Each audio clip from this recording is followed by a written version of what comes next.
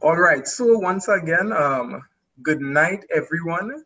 Let me officially invite you to tonight's cheese making session, right? For those of you who would have really been interacting with our Facebook page, um, what we are going to be looking at, especially, is the business of cheese making, right? Because this is what homegrown is about, I would say, as well as tropical agriculture consultancy services. We want to promote agri entrepreneurship, right? The food industry is a huge industry. There's lots and lots and lots of money being made in food, and we want to encourage more people, especially more of our people, to participate in it, right? So I really look forward to what Riyadh will present tonight. We have already done a number of courses with him so far. Um, so what I will also do, I will post a link where you can check out our 2020 schedule, because so far, Riyadh, we would have covered with you rabbit production, duck production, Yeah. broiler production, table egg production, Right. right? Correct. Part And one and two. right, and outside of that, we did composting and we also did no-till farming. And this month, we have coming up agouti production, goat production, and integrated farming, Correct. right? Yes. And for those really serious about business and getting a business started within food and agriculture, we will also be starting our mastermind from next week, Wednesday, right? But again, this is really just for people who's very serious about getting started with your business, because the goal of that mastermind is to take you from idea stage to having an operational business over the next 6 months, right? And we would only be accepting 10 persons in that mastermind. And we just have about 3 more spots remaining. Okay. So homegrown, we are very busy this year. We want to do a lot and encourage people to do a lot and take advantage of the many opportunities that exist. All right, so how we will proceed, Riyadh is going to share screen, so he's going to go through his presentation. If you have any questions, utilize the chat feature. So type your questions in the chat, and after the presentation, Riyadh will answer all questions. So apart from the chat, you would also have an opportunity during that time to also unmute your mic if you choose to go that route, or you could simply type your questions in the chat and we'll answer. So thank you again, everyone, for joining. And Riyadh, let me hand right over to you, sir. Okay. Thanks, Cohen. Am I able to share the screen now? Yes. Okay. Let's see.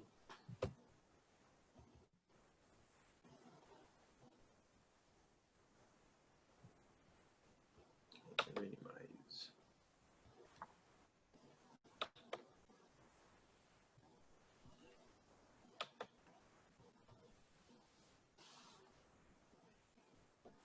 All right. Could everyone see the screen clearly now? Yeah? Yes. Very good. So good night. My name is Riyadh Mohammed. This is a presentation, a first-time presentation on cheese making from Homegrown Solutions and Tropical Agriculture Consultancy Services. I am the lead consultant on tropical agriculture. Here's my contact information. So a brief presentation outline for tonight. What we'll be speaking about is generally an introduction to cheese making, the classification of cheese making terms. We want to understand how livestock production integrates with cheese making, how forage production integrates with cheese making, and quality, the materials generally used for cheese making at home, the process of cheese making, the types of cheeses, a brief presentation to preview, and we'll have a short question and discussion session soon after.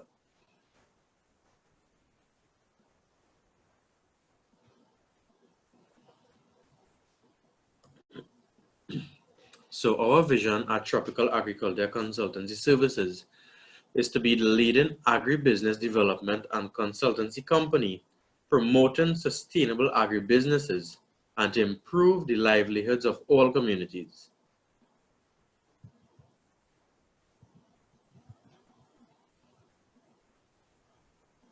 So let's get right into it. An introduction to cheese making. So I want you all to clear your minds and let us just focus on the presentation for this short period. So when did cheese making first occur? No one knows the exact date. However, it can be traced as early as the domestication of livestock, which is approximately 7,000 BC in the Middle East. Now, where does cheese making usually take place, or the origin? It usually happens at the dairy units or creamery operations, and now it has even reached into our homes. In Trinidad and Tobago, the livestock we want to focus on as we speak about cheese making is really cattle, cows in particular, buffalo, but in Trinidad and Tobago we have buffalo, goats, and sheep.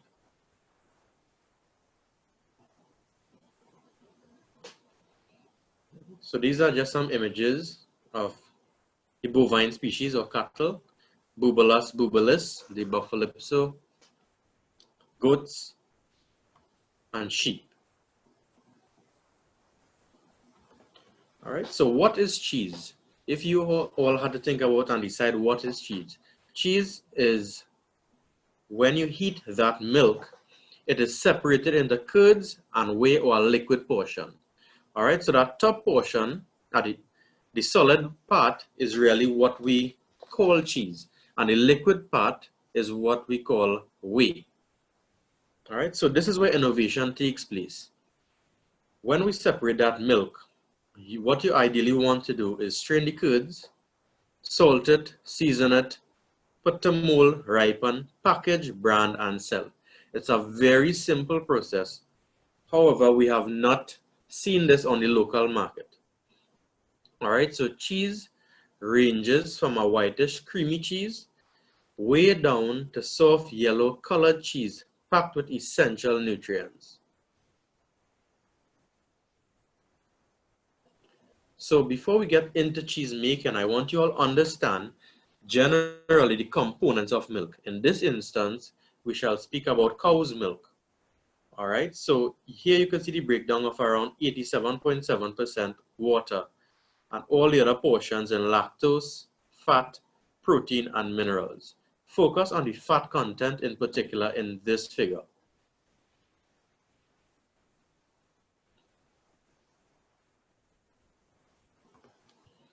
So, a classification of cheese by the FAO. So, soft cheese is known to have more than 67% moisture. Semi-soft cheese is known to have approximately 61 to 69% moisture. Semi-hard cheese around 54 to 63% moisture. Hard cheese 49 to 56% moisture, and extra hard cheese less than 51% moisture.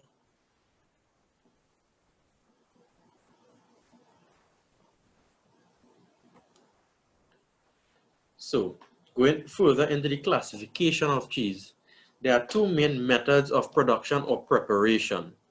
I am sure many of you have tried the process already. So, there's a process by coagulation by acidification, which is really a fresh and soft product. So, it's where you get organic acids such as lemon or vinegar.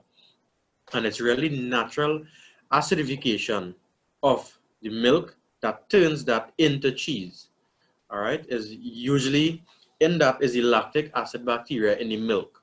All right, those are microorganisms that are already present in the milk. The other method is by coagulation by enzymes or semi-hard to hard cheese. All right, this is where we use rennet. I'm sure you heard the term already. and rennet is extracted from the gut of young calves or other sources or other ruminants. So why make cheese? Why attend this seminar? The purpose of cheese making. So it's simply because we have an excess in supply from our local dairy farmers. At the economic level, milk is generally low priced locally.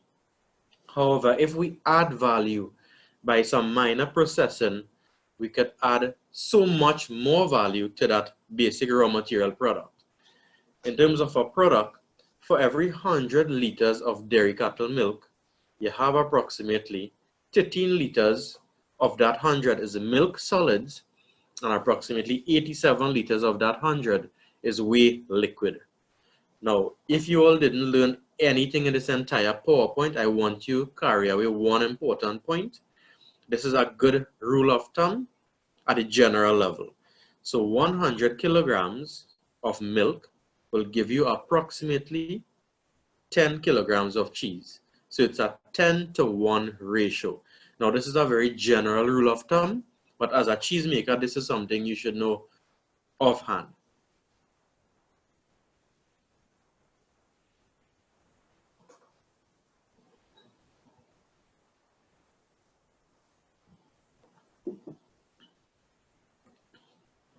So before we get into the presentation deeper, I would like to explain some cheese making terms. So artisan, what does this term mean?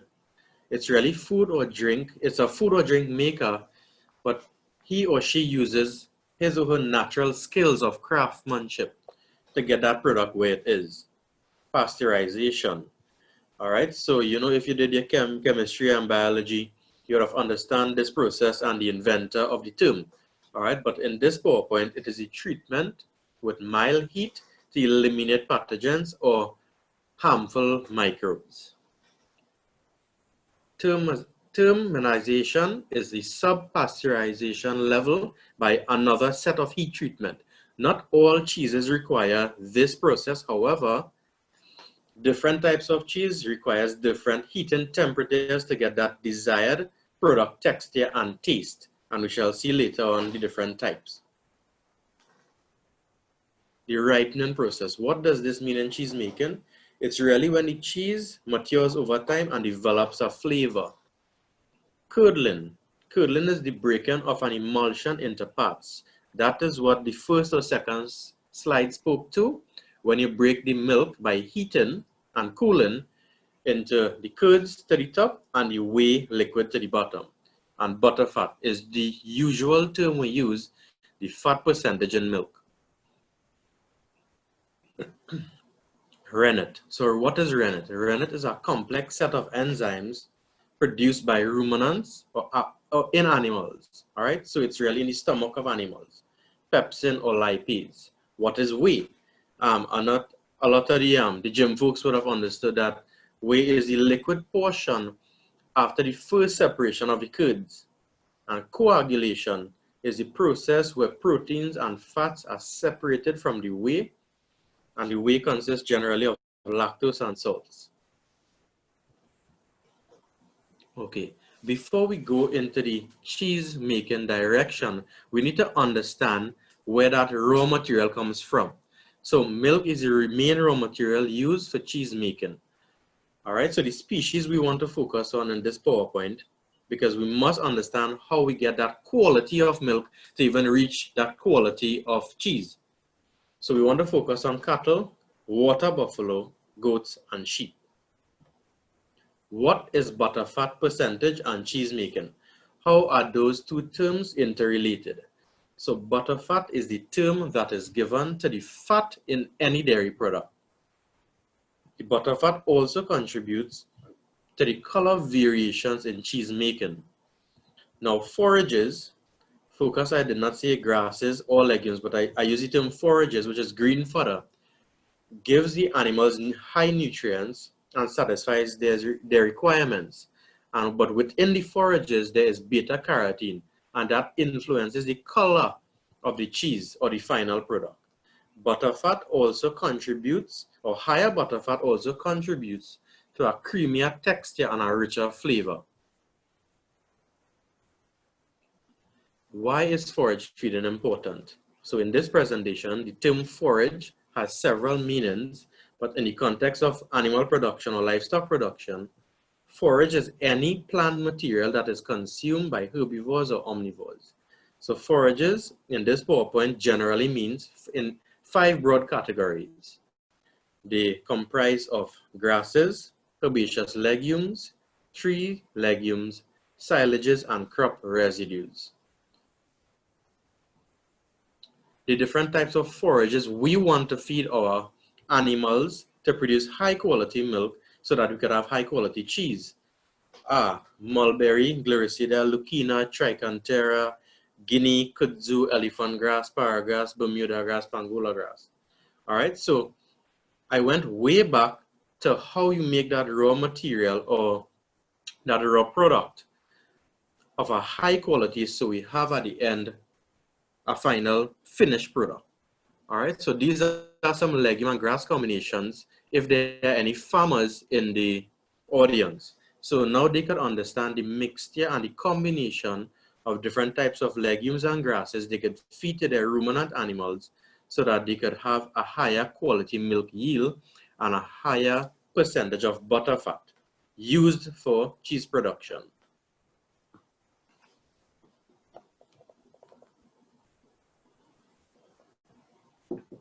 We even have some farmers went a step further and processed the forages so that they could be more palatable and digestible for the ruminant animals to produce higher quality milk.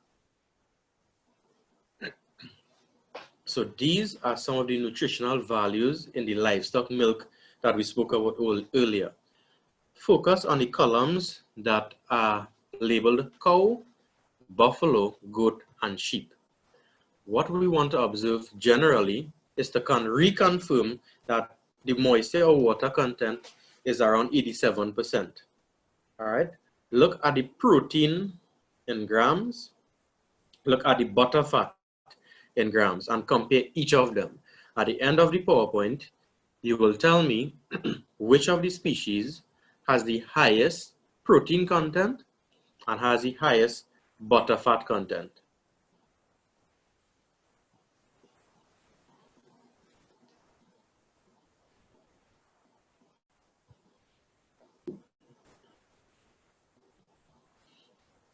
So these are the breeds of cattle we want to use for cheese production in Trinidad and Tobago. We want to use animals that are acclimatized here, such as Jamaica, Hope, or the Jersey, or the Zebu. Some farmers even use the Holstein animals. With regards to water buffalo, we utilize the Buffalipso here as well. For goats, we use the Alpine, Toggenburg, Anglo-Nubian, and Saanen breeds.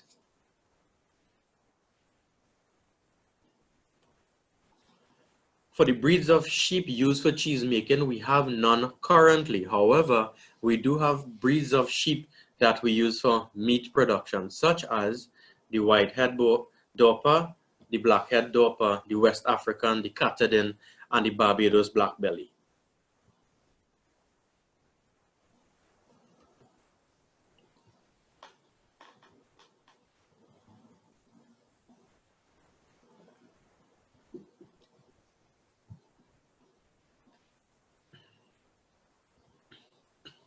So for those who have tried making cheese at home, these are some of the materials you need in your kitchen. For example, the cheese pot, thermometer, the curd knife, the colander, cheese press, cheese draining mats, pH testing meter or materials, measuring cups and spoons.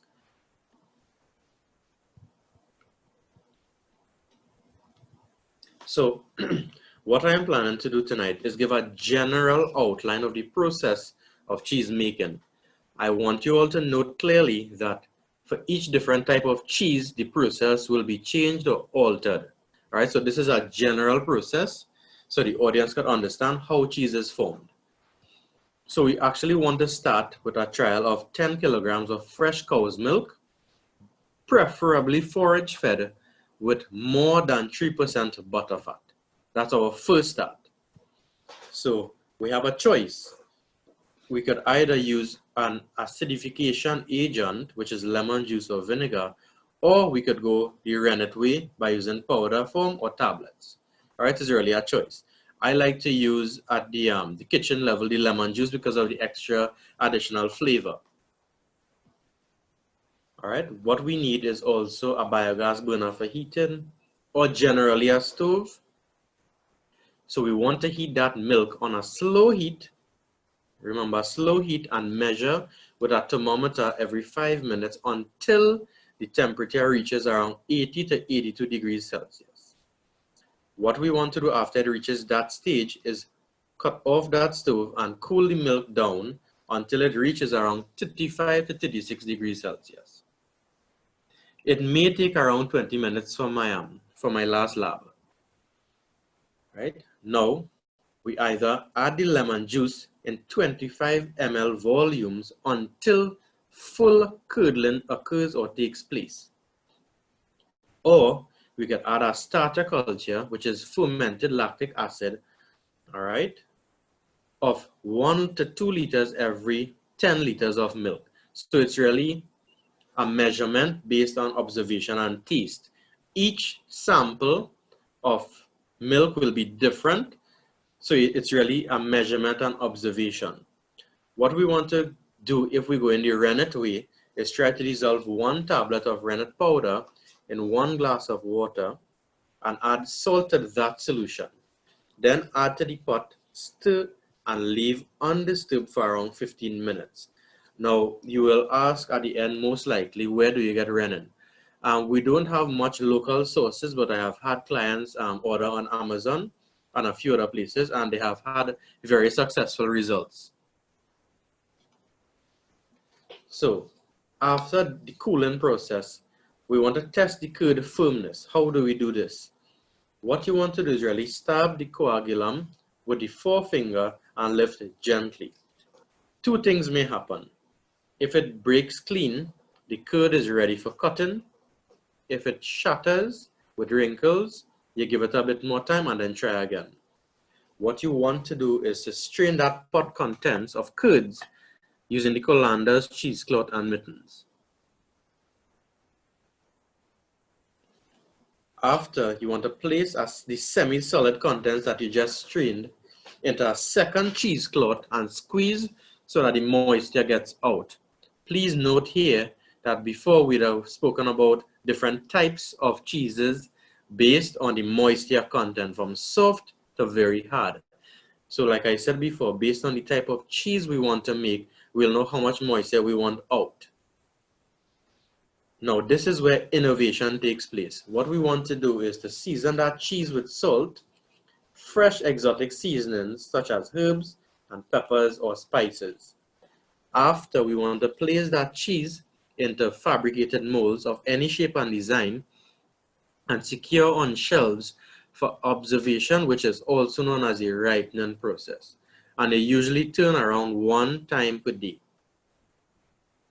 So I want you all to note that depending on the type of cheese, which is soft, semi-firm, or hard, whichever one you desire, you check on a daily basis for the texture and taste and development over a 2 to 8 week period. Now, this is a very general statement. You will see later down that different types of cheeses require different waiting or ripening periods, and some of them could even last up to 36 months or 3 years old. All right.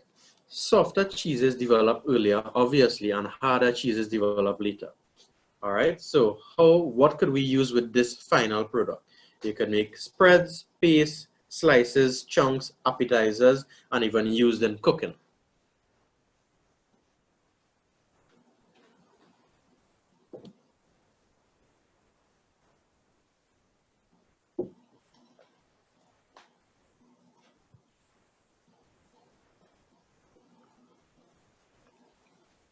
Okay, so we have reached a bit of an interesting part of the PowerPoint. Now, there are hundreds of different types of cheeses. However, I would like to just present 10 in this first presentation of the more common ones. So you may have heard such cheeses as the cheddar cheese, which is really from cow's milk and is a hard type of cheese. There's the feta cheese, usually obtained from sheep's milk or goat's milk, and it's semi-hard. The mozzarella cheese, which is from buffalo milk, the semi-soft. The Emmental cheese, unpasteurized cow's milk, and it's hard. Now this one is pronounced Howda, all right? Howda. Cow's milk, and it is a semi-hard cheese. Now the sixth one should not be confused with the eighth, all right? Parmigiano, Parmigiano. All right, it's a hard type of cheese and can only be produced in Italy. Now, I have a special reason why I included this type of cheese in this PowerPoint, and I shall explain later down.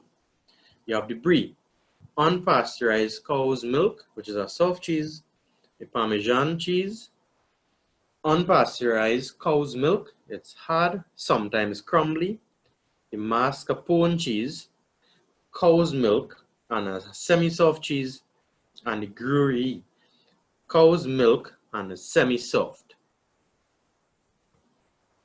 Okay, so let's get into the types of cheeses. All right, so cheddar cheese. Cheddar cheese originated in England. The texture is generally hard or firm, and the livestock source is cows. Now, I want you all focus clearly on the livestock sources because I'm trying to tie in the type of final products we could make with the available livestock that we have here. All right, this is a photograph or a figure of how cheddar cheese looks.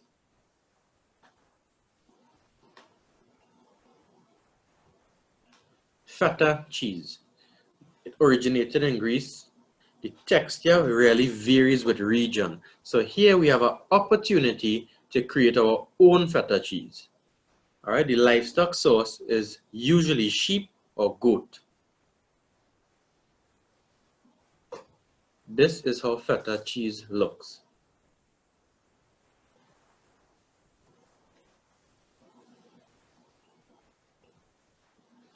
Mozzarella. Originally, it came from Italy and Bulgaria. The texture is usually semi-soft, and the livestock source is the water buffalo, and in Trinidad we could utilize the buffalipso. This is how the mozzarella looks.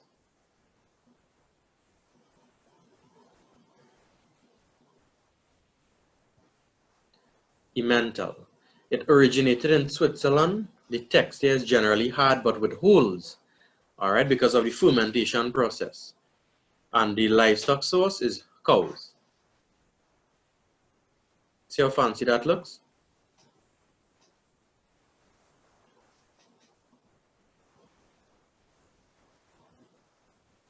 The Gouda.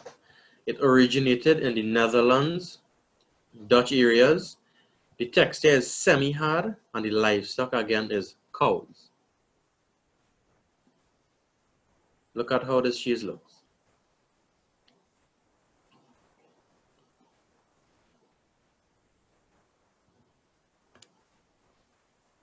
Parmigiano. Parmigiano. It originated in Italy, but it is a protected type of cheese only produced in Italy because of its natural laws. The texture is hard, dry, and flaky, and this is the type of cheese that I told you could take up to 3 years for the ripening process. The livestock, again, is generally cows. So what I want to stimulate you all to start thinking is, why haven't we developed any type of cheeses in Trinidad and Tobago and attach our IP to it? This is how the Parmigiano looks.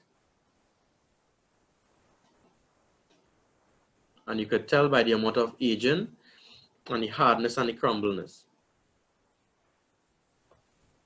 Brie. It originated in France. The texture is generally soft, and again the livestock source is cows. This is how the brie looks.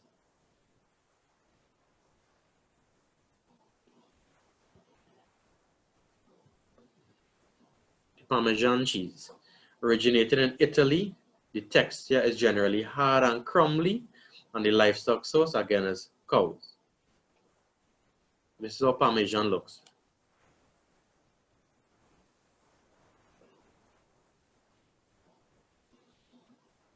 The mascarpone originated in Italy. The texture is semi-soft, and the livestock again originally is from cows. Mascarpone, very expensive cheese.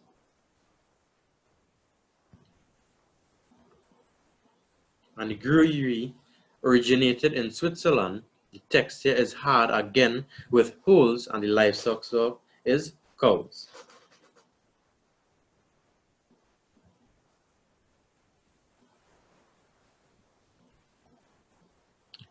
So I know we spoke a lot about forages, livestock, cheese, quality of cheese, the different types of cheese generally, but now we need to also value whey.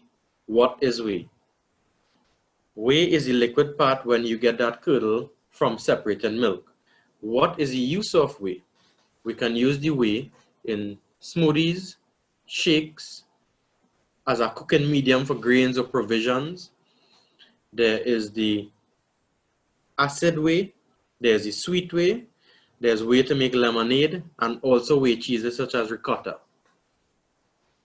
So they must have value in utilizing the entire raw material product.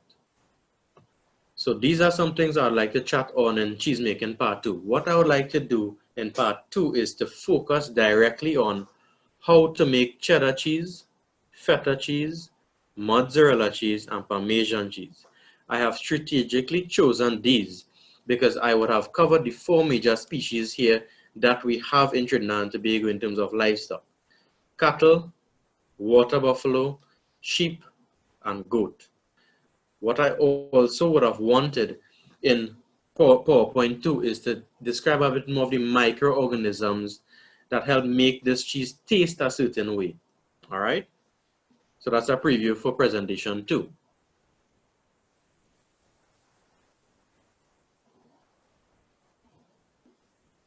I have some questions for the audience, and we shall discuss this in the period soon after. What is the ratio of dairy cattle milk to cheese? I gave it earlier in the presentation. I want you all to think broadly on the second 2 questions. What is the potential for flavored cheese as a value-added product in Trinidad and Tobago? Thirdly, what seasonings and spices can be used in local cheeses?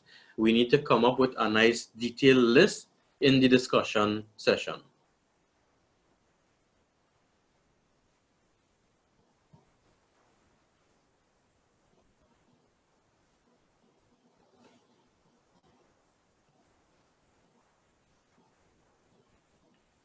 Thank you all for all your attention. We shall have the questions answered in this period, and I shall stop sharing the screen now.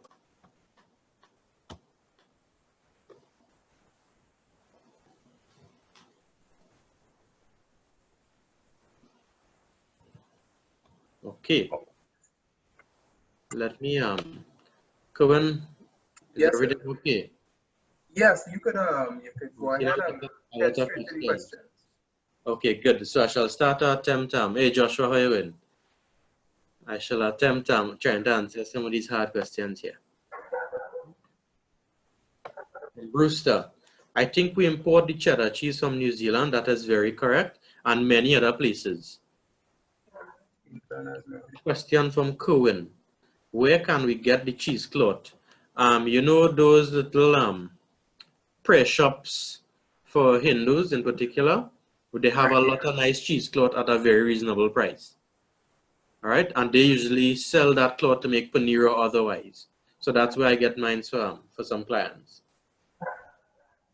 Risha, is there a way to check the butterfat content in milk?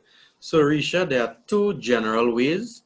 You have to do a proximate analysis test, which will give you the ether extract or the fat content. That's one way. Another way is to test using these services by Kuriri, or the farmers usually test by when they get a volume of milk to see how much butter fat floats up to the top. All right, after about 15 minutes of settling, after milking. So that's the general way on the farm. Adana, is the process the same for boxed lactose-free milk? When you say the process, Adana, is the process the same for boxed lactose-free milk? The process of what? Making milk or pasteurization? If it's that you're speaking about generally, yes. But for boxed milk, they use UHT, ultra high temperature. All right, so they heat the milk at such a high rate for a very short period of time because they want to kill all the microorganisms in it so that you could consume it. Before you move on there, Riyadh, so Yeah. because I know in the presentation, microbes are a part of the process, right? Yep. So in using that UHT milk, how would that affect the well The microbial content? yes, the whole curdling process? Is it that you have to add extra stuff? So in other Okay. words, the difference between using that or milk that I buy straight from a local farmer. Okay, so you see when you do the UHT process, Cohen, usually the companies take out some amount of butterfat and use that to make other products. All right. They will leave some percentage of butterfat in that milk, especially if it is full cream milk. All right, and they put that on the label. But when you buy skimmed milk or low-fat milk, they take out that butterfat to use to make other products.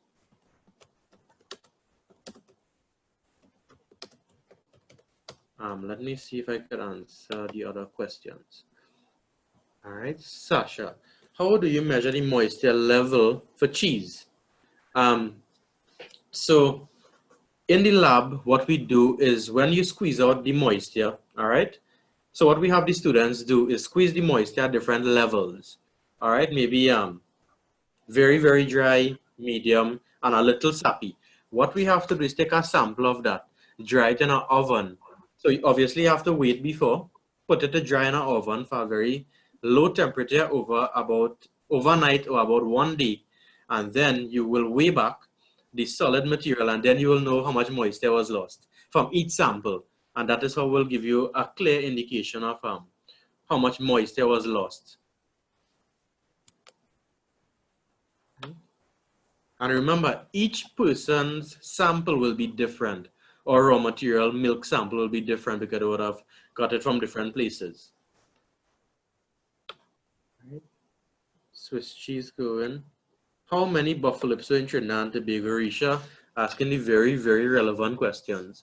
Now, I published the latest paper on the buffalo lips about, I think, 2 or 3 years ago, and there were no other developments or publications on the animal. So I could tell you generally, last 3 years, we had approximately 2,000 animals in Trinidad and Tobago, 75% of which were brucellosis infected and were from the government farms. However, the herd at Aripo Livestock Station is disease-free. The herd at the Sugarcane Feed Center is disease-free. And if you have any suspected brucellosis case for your Buffalo herds, you call the Ministry of Agriculture, they will do the testing for you. And if the animals are positive, they will send them to the Sugarcane Feed Center, which is the only quarantine area for slaughter and incineration.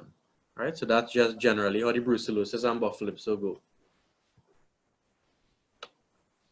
Trinidad cheese we shall develop, Cohen. So you see the potential in the cheese market, Cohen. How many local producers of cheese have you seen? If you could list 5, Cohen, you should give them back the money for the session. No, well, this is I would say what is different about our webinars, because ideally there are probably lots of places you could just go and watch a video of somebody making cheese. Yes. Right? But our webinars are really not designed to just, let's say, encourage hobbyists. Somebody just want to do something as a hobby. What we are trying to encourage is more entrepreneurs. So if you all recognize how the session was structured so far, I wonder, well, I know people like Joshua, folks like Risha, because Risha is one of our mastermind participants, their minds would have probably already been ticking, right? because we identified opportunity, one, to really create our own unique cheese products that we can take out intellectual property on. I don't know if you was following where Yeah. Riyadh was going, Yeah. right? We identify the byproduct, which, because we actually looked at a cheese making video training, right? And the guy was just basically throwing away all the throwing away the way, right? But you all would have recognized, even within the way, there are business opportunities in there as well. All right. So this session is not just, well, okay, this is a video on how to make cheese and that's it. What we really want to look at is the business opportunity. So in other words, it is not just, well, do cheese as a hobby. What we want you all to see is why you should consider making cheese as a business. Correct. So Cohen, I shall continue with the questions going on. All right. Yes, sir. So a comment from Risha, the Brie and Emmental are very nice cheeses. I agree, Risha, because I have tasted them a few times with different spins and twists on the seasoning aspects of it. Yes, Cohen, the cheese looks that soft. It looks like ice cream. That is how much moisture in the cheese. And that was, I think, that was the Panel. mascarpone. Yes, the mascarpone. And you Yeah. would have heard that term used on the Food Network very often. Yes. Right? Joseph, what's the white around the brie cheese? So Joseph, most likely the white around it is just when you leave that cheese to settle, the even creamier components go on the outskirts and the softer, moist components stay on the inside. All right, so that's generally it. Joshua, you have no idea there were so many cheeses. Joshua, this is just a list of 10 from approximately a few hundred. All right, each country around the world has 7 different variations of a type. Like I say, we in Trinidad need to get the very common types, the one that people will pay that money for, and develop it further. All right, Rick and Ren, do we make our own cheddar cheese down here? From my very limited knowledge in the last 14 years, no, we don't. One of my colleagues and directors, we have a goat cheese and yogurt making company, Lalisco. So we process that, as far as I know, locally here, and we sell at the green market and other places. Cohen, there's also the right and wrong way. Cohen, what were you referring to for this one here? Just wait. That's all. Okay, all right, no problem. Right, Joseph is 3% and over. Yes, Joseph, we must start at a base. So what I want to teach you all in PowerPoint 2 on presentation 2 is to how to get that butter fat content and the correct ratios to feed in to raise the quality and the quantity of butter fat in the milk so that you use less milk to produce a certain volume of cheese or even more cheese of a higher quality. All right, and that is where animal science takes a good spin on food science. Risha, don't we have Trini cheese? Yes, Risha, we have a few variations of it. But like I say, how many of them make it to the shelf and how many of them is commercially known? Right? Keisha, is paneer made the same way? Yes, Keisha, paneer is generally made the same way. And all the exotic Indian restaurants make it and Thai cuisines use it in most of all of their foods. All right, paneer is a very good way to go as well. What is meant by sharp cheese? Sharp cheese. Let me give you that. I will answer that in a few minutes there, Julie. All right, so let me just go down to the other questions. What conditions do we store the solids when we set? So usually, Keisha, it's a very generalized idea I was giving you here. Now, based on the type of cheese, you will leave it in a particular temperature and humidity to develop over time, especially with the microbes that the cheese has in it. All right, so it's really based on the type of cheese you want to create and the product and the taste you want to acquire during the ripening process. All right, let me just go down here. Oh, Adana, my question was meant to address whether I can use boxed lactose-free milk to make cheese. Adana, I don't really suggest you use the boxed milk because the commercial companies would have already isolated most of the butter fat to make the cheese, and you will have a very, I don't want to label them poorly, but you will have a very tasteless cheese at the end. All right, and you may even use more than the 10-to-1 ratio if you use boxed lactose-free milk to make cheese. Oh, I'm reading on now. You are lactose intolerant, and this type of cheese only became available this year on the market, to my knowledge. I understand now, and it is very expensive, yes, because you have to satisfy your dietary requirements. Dion Brewster, Sugarcane Feed Center in Londonville, yes, the SFC in Londonville. Can we purchase the water buffalo there? Most likely no. I believe there were 48 buffalo there when I did my survey. I'm not sure how much there is now. I believe the herds would have grown a bit. I also believe that they were the property of the University of Trinidad and Tobago. All right, and that is just a holding station for them. There are very few farmers in the southern region, the southeast region, and southwest region who have a few small herds of 5 to 10 animals. But that's where you really have to drive around and connect with the farmers to purchase animals.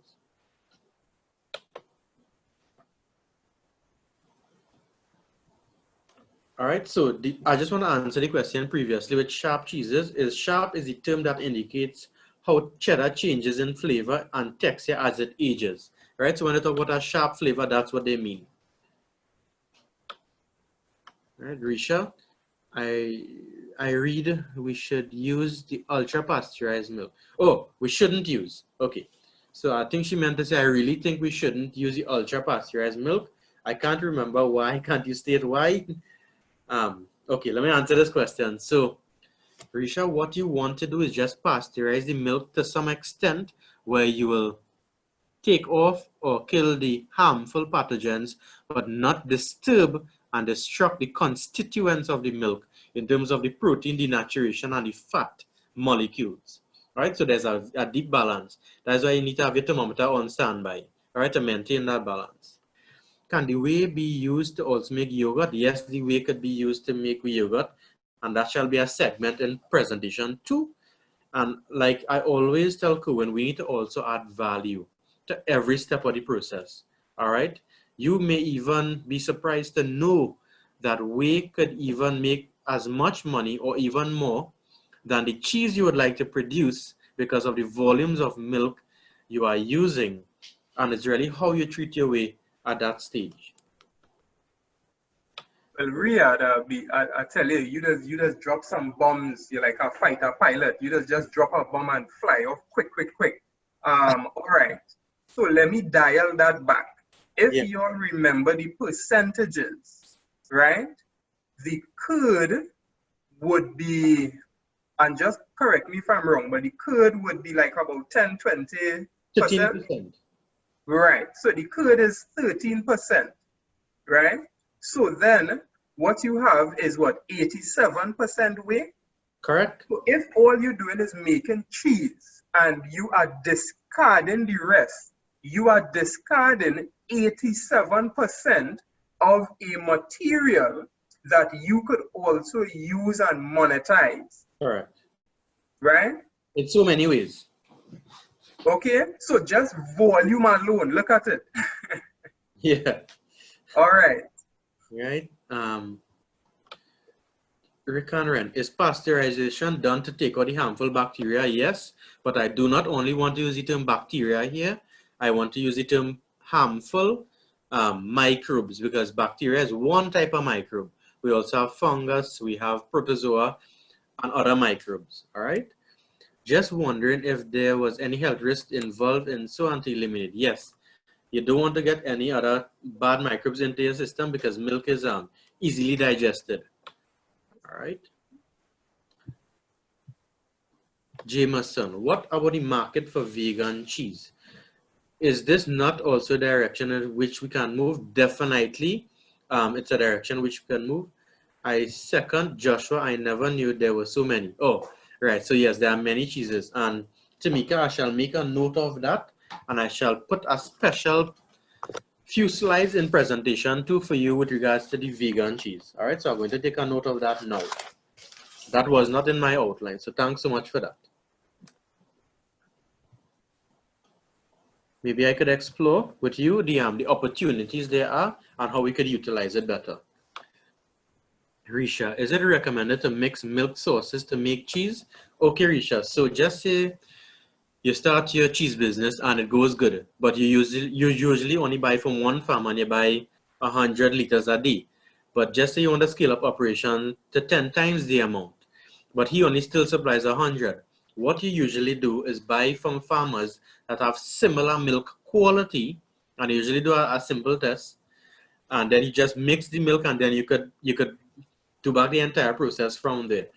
What commercial companies do, um, they have certain dairy operations and certain dairy breeds that create more butterfat in their milk, and they have certain commercial operations that has breeds that produce quantity of milk. All right, so when they mix the quality milk with the quantity milk, they have a nice balance to make cheese, butter, and so much other products. Sorry, Riyadh. What I was thinking was the animal sources. So if I mix goat and cow to make a particular cheese. Oh, okay. That is a option, but it must be clearly stated on the on the label, because remember, you don't want to provoke the social taboos that we have, because some people may not want to eat cheese from buffalo, some may not want to eat from goat or sheep. All right, so once it's clearly stated, I think, and that's a very good idea, because you could create a unique flavor. All right, and maybe, Risha, you should coin that term as soon as possible, because these sessions are live and these sessions are pre-recorded and, sent to other farmers. So I think that's a perfect idea. Yeah, I already see Joshua mind ticking. Yeah, definitely, Joshua. Joshua, And Risha, for that. Risha, I mean, since you really brought it out there in the open, right? I am really seeing this, this could be something really falling under artisan as well. I mean, it's really how you market it, right? So this is an excellent idea, folks. I want you all to see the type of innovation potential. Again, Risha is one of our mastermind participants. Because Riyadh said, and I repeat it, there is room on the market for new products, and we have the opportunity to innovate, bring out new products, and we could take out the intellectual property on that product, right? Not do like what we do with the pan. Okay. And the buffalo. So I'll leave that story for our livestock class, Cohen. We'll do a session later on in the year. Oh God, so it's not just the ducks, boys. So it's not just Muscovies, it's Buffalipso, no? Buffalipso is a whole host of resources we actually gave away as a people. Wow. I like to bring the history to the class so they understand the value that we had, and how it could be properly utilized. So I have 21 more questions now. Let's go, Joshua. What ways are there to improve the taste of feta cheese to make it taste less goaty? Now, Joshua, if you know anything about the feta cheese itself, there are some people that love that flavor and taste. That's what you pay for. That's why you don't want to use cow's milk or the buffalo milk. You want a small amount of potent milk, all right, to make that type of product. So if you go in Rizonis or you go in Texas de Brazil, you'll definitely see that on the shelf. All right, and it holds a very special high price as compared to the others. Because if you look at the physiological states of the animal and the size of the animals, buffaloes and cows produce so much more milk than goat or sheep. All right, so you have to value the milk itself. Actually, goat milk right now is 3 times more than cow milk on a good day. Okay. In Trinidad. All right. Let me go on again. Risha, when you can, may you put back up the slide on the butterfat percentage and cheese making. Let me see if I have that. Yes. Butterfat percentage and cheese making. Oh, you want the table, Risha? Yeah, I missed, I think, one or two of the last points. No problem. Let me just give out the table there now. And you see, these tables summarize this, just say this entire PowerPoint. And you know, these simple things, these images in here are very golden, I must tell you, because it speaks more than 1,000 words. All right. I'm just going to share the screen so the entire class could see.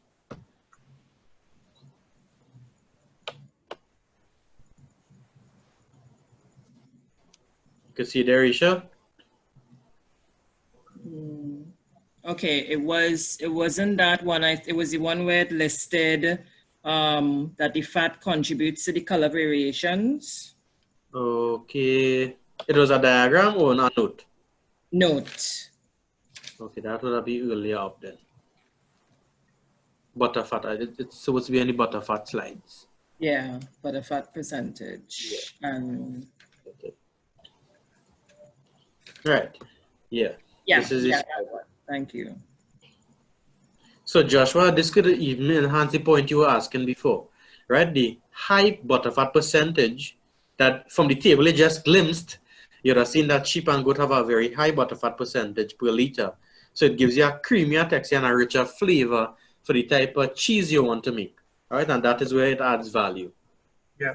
And let me just add, Riyadh, for those who would have joined, people like Joshua and Risha, who would have attended the sessions before, you can see how all these things are linked, right? Because the forage production, that's a whole business in itself. And this forage now, the feeding the cows on this type of material, right, produces a better quality milk that could give you a better quality cheese. Correct. And that's why when I went down to the base level, because I'm sure here we have some potential livestock farmers, you know, so I need them to understand the value of what they have and how we can develop it and give them that competitive edge over, you know, everybody else. Right, let me just continue the questions. Adana, thanks much. Tamia, you're welcome, and thanks. Risha, do the ways to acidify the milk change the flavor? Definitely. You could use any acidifying agent. I just like the lemon juice because it gives that nice flavor. All right. And it brings some originality and some organic concept to the cheese making process for me, in my opinion. All right. If I use So you could use other types of citrus? Yeah. Any type. Any type once it has acid. Okay. Right. And at the commercial level, they use vinegar. Right. Yeah. Let's see. If I use rennet one time, then because of availability, I use lemon or vinegar. Yeah, you could use either. I suggest if you go in the kitchen or home scale initiative, try to use more of your fresh fruits. All right. If you want to go up commercial, be competitive on the economic level, you know, economies of scale, you could try the vinegar and the rennet or rennet. Right. Joshua, I was thinking about that too, lol. Mix animal cheeses. Right, well, Joshua 50-50 on that idea for you and Risha. She might take 60 because she said first. Right, Rick and Ren. Vegan cheese will be a good for asthmatics. Yes, I will definitely bring some good information on that in presentation too. All right. I will actually tie in some health options in presentation too, which is also a very good point. Yeah.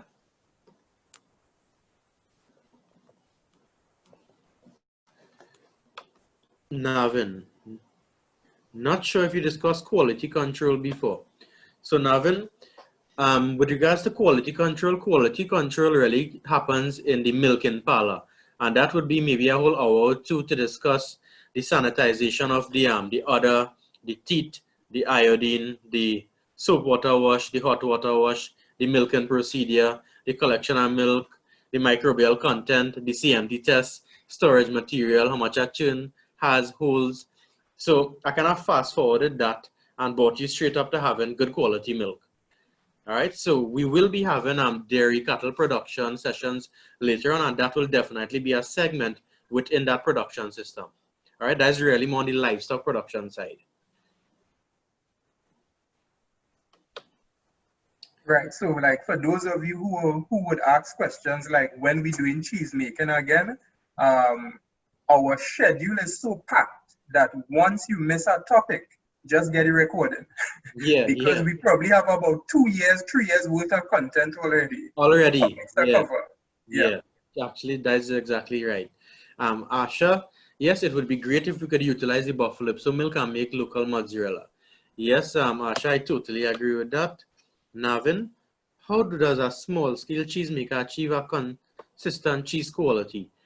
Well, to manage that consistent cheese quality, Navin, you really, it starts on the farm that you get the milk from, right? Your process could be as crisp and clean as it should be, but if you don't get that original raw material product to start properly, your product will always change at the end. So you must have that testing done or average testing done to make sure you have that butterfat content in there. And that's where all your milk solids are. So once you know you're over 3% or your range between 4 to 5% or 3.5 to 4.5, you just stick between that range consistently and you should generally have the same product cheese at the end. All right, I'm seeing some more questions again. Joshua, I need this replay. Yeah, Joshua. I know I've given only a lot, but that is okay. You can manage. Right? And yeah, it have a lot of valuable information in the beginning. Why do some cheeses say rennet free? It's really a marketing tool, Cohen. And I like to use that term because the students that I taught and some of the entrepreneurs that I taught, we use the more organic acids, like for instance, like I keep saying, the lemon. All right, and we don't use the rennet at all because in terms of it really has a social taboo associated with it at times because the class should really look up and see where you get rennet from. All right, and when you do that research, you'll understand why rennet free is a good marketing tool. All right, you really get it from the stomach of calves and other ruminants. You understand? Yeah. Yeah. Safia, what does vinegar do for the cheese? So, vinegar really just is an acidifying agent and it helps break up the solid materials from the liquid materials. Simple. That's as simple as it does. I'm seeing 6 new questions. Let's see. Navin, is there anything like cholesterol-free cheese? Generally, I don't think so because cholesterol is a part of the nutrients and a derivative. All right, so I would say no unless it has a special process or you have a special niche market you want to isolate that component out of and market differently. Darren, will the slides be available to register persons or who are allowed to record? Yes, Darren, you can contact Cohen for all of the recordings. Brewster, does anyone do butter production in Trinidad and Tobago? From my knowledge, not at a commercial level. Even if they do make butter, it's to put in their own restaurants or food supply places, or catering services. All right, Safia is happy. Good, I finally answered about a lot of questions. Yeah. So, Cohen, what I want to do is ask the class, since we had such an interactive class, I want to ask now the 3 questions. So, Cohen, could you say them one by one and let the class respond so we could try to go through them? Right. Excellent. What is the ratio of dairy cattle milk to cheese? So once again, what is the ratio of dairy cattle milk to cheese? So basically, if you use X amount of milk, Yeah. how much cheese will you get from that amount of milk? What's the ratio? 10 to 1. What was that? 10 to 1. 10 to 1. Who is this answering, Risha? I answered in part, but somebody else did too. Okay. Riyadh, they're quick on the draw, man. Well, that is good. That is one of the main things I want you all to know. All right? Leaving the presentation tonight. Cohen, you can do the second question. Right. What is the potential for flavored cheese as a value-added product? So what is the potential for flavored cheese as a value-added product? Yeah, well, you know, one good thing about Risha, she recognizes potential very easily. Maybe that is why we're on similar levels, you know, because she has that keen eye as well. Yeah, and it's causing me stress because I realize I need to clone myself. Oh, well, I'm trying to work on a method myself. So when I you know. Yep, Trini's love flavor, Tamia Very, says. And, you know, not just Trini's love flavor. Anyway, some answers coming. So let me, yeah, major potential, especially with local peppers. Okay, so you have a pepper cheese, and yeah. that's from Dion. Look how much fruit we have down here. All right, Joshua, because I was also considering if you are using the fruit juice as the acidifier, Riyadh, Yeah. right? I mean, you could create lots of different flavors right in there, and you don't have to make much. Yep. And I would like to point out that Rick, Of course, scorpion cheese, Rick and Ren, scorpion. right? So we have something called the Muruga scorpion Yeah, pepper, the Muruga hot pepper. So we tailor that with something called bandania. Free grain seasoning, very cheap and easily reared peppers, and you have a perfect type of cheese. So, Riyadh, like this question set it off, but we have a sharp audience here to lemongrass cheese. You see, I am not the expert here. You all have to be the experts of each different type of cheese you want to create. All right, so I am just infiltrating your mind with good ideas. that's all. We are on the same page. Yes, very much so. Yeah. And go ahead, Cohen, and ask the third question. I think that is very important. All right. What seasonings and spices can be used in local cheese? Well, we have pepper already. So what spices and seasonings can be used in local cheese? Somebody was thinking shadow benny or bandania. Let me see, basil, sweet basil, oregano, thyme, dried local fruit. Okay, right?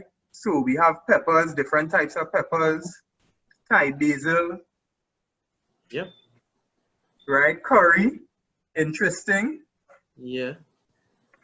Okay, so So look, you see how much combinations of products, even if each student in here takes one type of cheese to make, they could easily make at least 20 different products from that one type of cheese. Anyone, you know? So the market is very open. All right. And these are the things you want to get into our restaurants and hotels and to be used in cooked foods. sorrel, that is great. And listen, on the, I would say the international market, there are certain things that go together. So you see how this person mentioned sorrel, right? Because you also could make a real nice wine with sorrel, Yep. because Yeah. wine and cheese go together, Yeah. right? And then you also could add chocolate to that. And when I say go together, I mean you have people that go specifically to cheese tasting events, right? Just to taste cheese. Okay? So imagine now, let's say within a couple of years, we create 50 new cheeses, right? Yeah. With our local Caribbean flavor, which Caribbean alone is a whole big branding um, direction we could go in. Correct. Somebody said chocolate mint. Look at what's going on here. My gosh, like we set it off again. So, Local wine added to the cheese. and let me tell you how simple this process is going. It's just to attach to one or two local restaurants, not even the high-class ones. Local restaurants who will give you cheese cuttings as appetizers and even locally made wine. What more you want than that? Look, But Joshua said somebody beat him. Sasha said already. Right? Sasha, quick on the draw. So listen, I am just looking at the type of questions we have coming out here. Riyadh, just what I'm seeing here, I think we might have to do a mastermind session just for, or not, a mastermind group just for people interested in cheese. Because folks, when we say mastermind, just as I mentioned earlier, with the mastermind, what we want to do is work with you for 6 months to help you go from just idea stage to operational business. Now, I want to ask the question, what you expected to learn or to get from this session, have we taken you in a different direction? In just 1 hour or less. Right?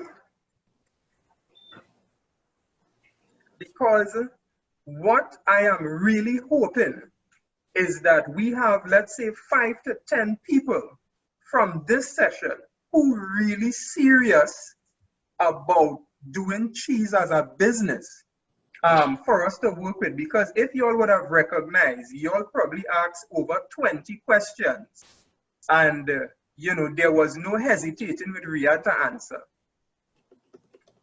right?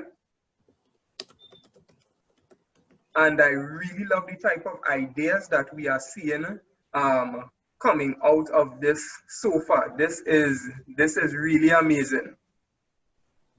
And you know, I want to just mention one more thing, Kuwin. Yeah. How cheap Trinidad milk is in Trinidad at the farm level, Kuwin. Very cheap. Very. This is it's not like you need a 50,000 to start a business.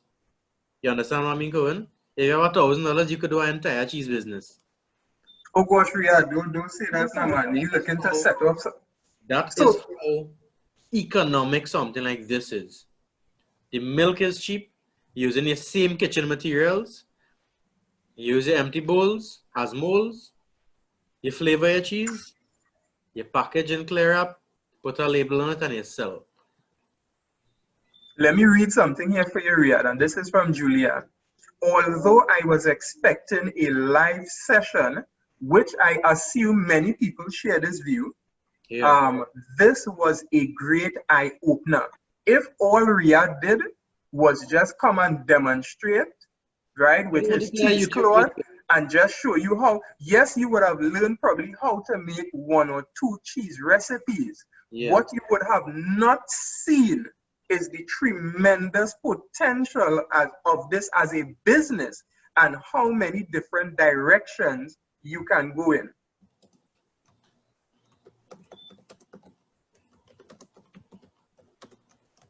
Somebody said I could start a cheese business next week, Joseph. And listen, Joseph, you might have enough land for us to start producing some buffalo and thing as well. Eh?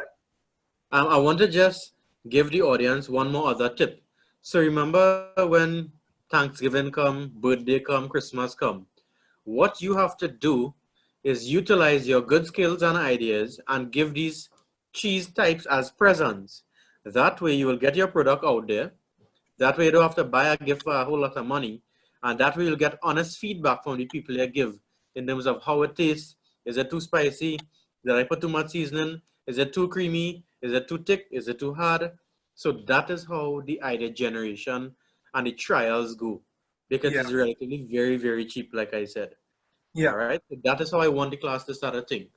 All right. Riyadh, we have a next question here because I know our time is almost up. What are some of the administrative things we need to do? Example, food badge.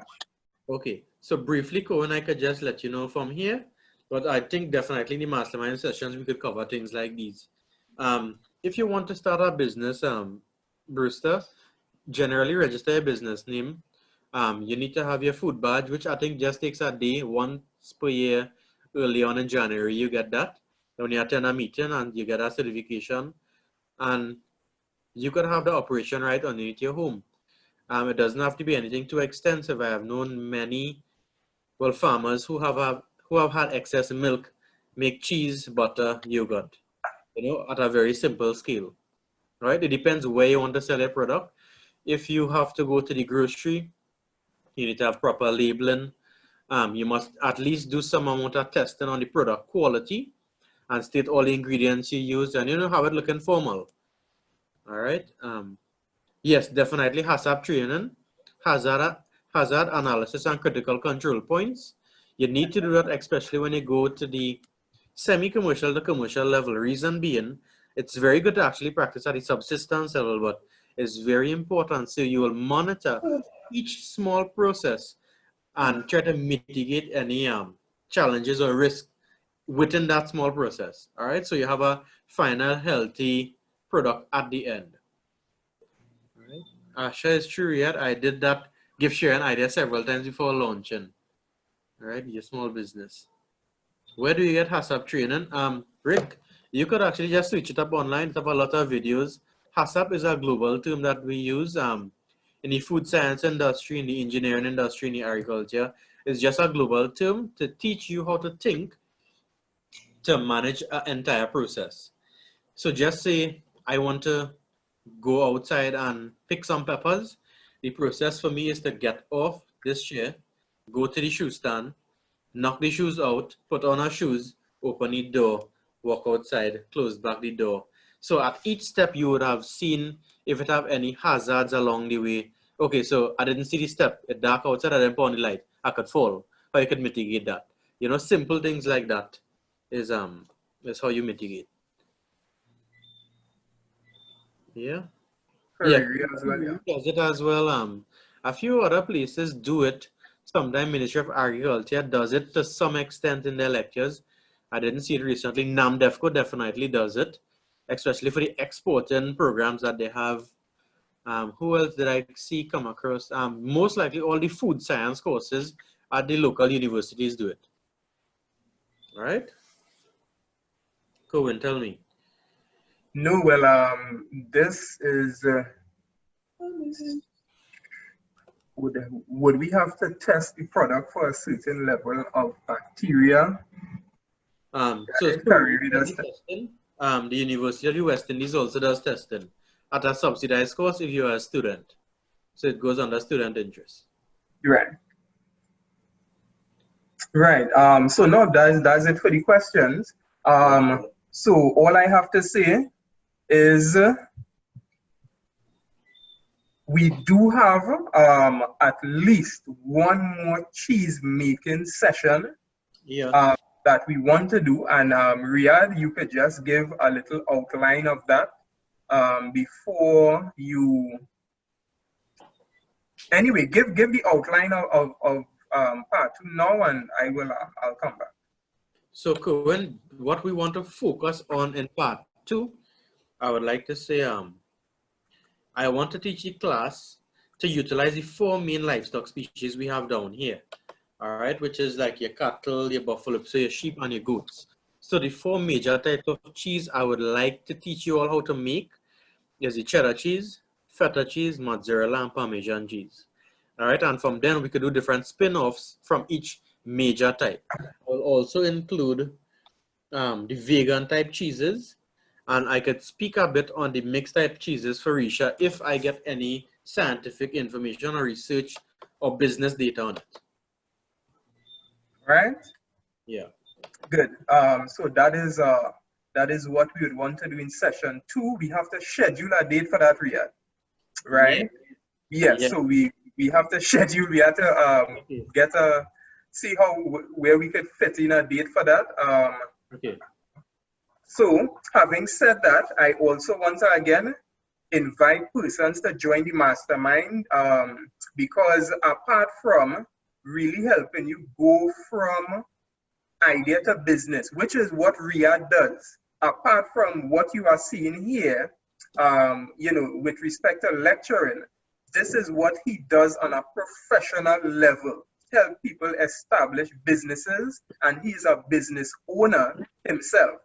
All right? So we are inviting persons to join the mastermind. The type of response we got from this session, we don't mind creating a distinct mastermind just for cheese making, because Yeah. I think this really presents a wonderful opportunity, especially when you consider the cost to get started, right? So for those of you who are curious about business, you could get back to me. All right. And one added bonus or a big bonus of the mastermind is that when you pay to join the mastermind, that monthly fee, you also get free access to these regular Saturday sessions, right? So we have a couple of our mastermind participants in this session. Why are we doing that?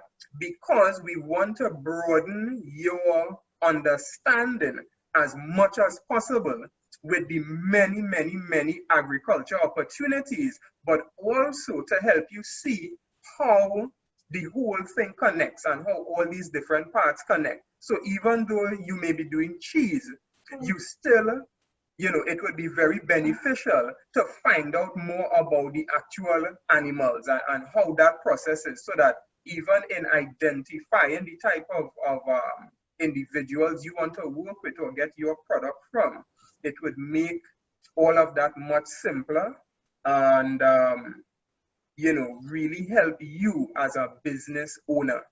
All right, so. Just one more question, Cohen.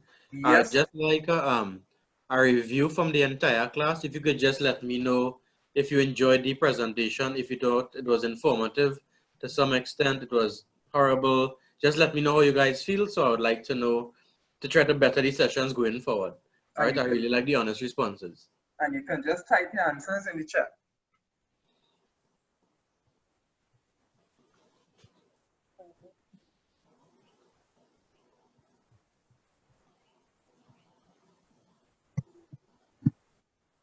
Right. Well, from this, from my audience here, Riyadh, you have a very informative as usual.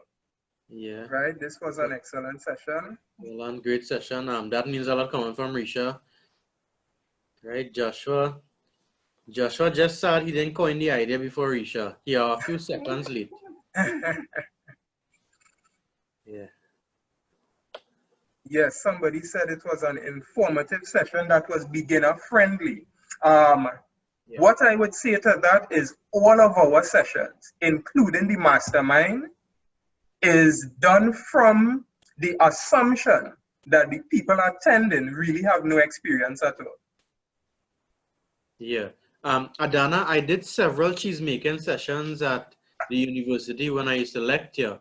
The only reason why I can't do the physical sessions right now is because I have 5 jobs and I am leaving for several countries to do consultancy very soon. So that's why I allow the Zoom network so I could at least lecture to get you guys started. And I could actually guide you all. So if you want, and you just want to maybe do a half an hour session or 20 minutes trial by yourself and you want to send it to me for some editing or some some vetting in terms of what I think you could do better, I am very open to that. You could try it at home in just a liter or two. Send it to me and like I said, I can help you from there. I have no problem with it. We have a hand raised. Claudette, you have a question. You can unmute. I think I unmuted you. Right, go ahead, Claudette. Yes, like, like someone who is now getting all this information in, Yeah. we can be really link up, to broaden our, our vision and where we want to go from here. Who could be? Cohen, you want to take that or you want me to organize? No, you go ahead, because I am seeing, ideally, when you say broaden your horizon and move ahead, I would like to know in what way exactly. Is it just from a hobby perspective, or are you really seeing the business potential here? Well, my eyes were open tonight because, when I saw it, it was interesting, but it makes me think beyond just having the information in, like where I could make this a business of my own, that to get onto the market where that it could Understood. be a change, a change in in how I think and how I want to go forward as even a business person in that direction. Okay. Yes, that is excellent. And that is exactly why we started the mastermind group. Because if you'll recognize what we did here at Riyadh, like a jet plane, right? Riyadh flies very quickly. He gives a lot of information in a very compact space of time. What is good is that those of you who, because I know we have some visitors, but those of you who registered and paid, the recording, you will get a copy of the recording. So you could now take your time and go through the recording, right? But if you're really serious about moving forward with business, what I would suggest is join the mastermind, because that is exactly what the focus is going to be on. And just as was said earlier, the assumption is that most of the people may not have any type of business experience or experience in whatever it is they are pursuing, right? So you would have the guidance to take you through all of these steps. And Riyadh, if you have anything else to add to that? No, I think I really enjoyed this class because they were very interactive. They asked, I think, over 40 questions, which I think was very valuable for everyone to learn and understand. I enjoyed the session as well. Uh, with having all the experience in terms of agriculture science, crop science, livestock science, food science, I always try to tie in each of the sectors so that my colleagues and farmers and students could understand the holistic picture, and they could tie in, say, where we get all the resources, how you make money along the entire value chain. All right. So Yeah. thanks so much, everyone. I think we had a perfect night. Right. So just one more thing to add, because somebody asked, what is the monthly subscription for the mastermind class? The mastermind is only 650 TT dollars per month, right? And we have 2 sessions for the month, and also you still have free access now to these regular Saturday sessions as well. So for that 650 TT, you're getting 2 mastermind sessions per month, as well as 4 to 5 Yeah. regular Saturday sessions as well, So right? Corinne, that would Yeah. have that would have ultimately mean if you have 4 sessions that the mastermind is really 250, then that's the kind of value you're giving the students, No, well, Riyadh, exactly. Because we really, I believe since Riyadh and I first spoke, I Yeah, think we both recognized we yeah, were equally passionate about seeing the agriculture industry in Trinidad and Tobago and the region develop, because there is huge potential that is untapped. So what we try to do is really help you come out of the box. Don't just look at the guy who planting lettuce and say, well, okay, he planting lettuce, he look like he making some money. Let me plant lettuce as well. Ask Joshua, ask Risha, ask Sophia, how much enlightenment they have received by just participating, and how much new business opportunities yeah, they are presented with in each session, yeah. right? So the potential is tremendous. We are offering all of that value for just $650 a month, and we believe within 6 months we can definitely get you to an operational business. Yeah, yeah, yes. Right? So are there any more questions or comments? Claudette, are you satisfied? I'm quite satisfied with this information I have gotten. Mr. Mohammed was very informative tonight. I Thanks, must say. thanks, I must Claudette. say. What I also try to do, Claudette, I know we have to leave now, but even though you are new to the operation or the segment, I'm sure you came here with a certain type of passion. All right. Of Sometimes you just need a little bit of technical skills and guidance to get you straight in the deep end. And that is, I am the driver or the enzyme. I am the rennet in this situation. All right. Okay, I am. understood. I will take you to that point, and and that is something I passionately and I love to do. You know, I'm all about business and progress. You know, so Agree. like they count me and you have my contact. Call me when you're ready, ask me a question. If I don't respond, send a voice note, I respond to you. Joshua know the drill already, so that's generally how things go. Thank you very much. No problem. All right. So folks, it is now 9:30. All right, Riyadh, I know you had a very hectic day and an early day and a long day. All right. I'm thankful all of us have been able to safely make it through another day, right? And I am especially happy to see the type of interaction we had in this session. You all were on point, and the ideas that came out, I hope you all recognize we already, just from this session, have over 20 possible products. Yep. Right? So from this class alone, we could we could have a whole cheese product line. So thank you all again for that. So just contact me. Those of you who would have been messaging on Facebook or WhatsApp, I am the person that would have been communicating with you. So any questions, just keep utilizing that media, right? So you all stay safe, be blessed, and we look out for the next date for Session 2. part 2. All right, and yes, man. So contact me for those that are interested in the mastermind.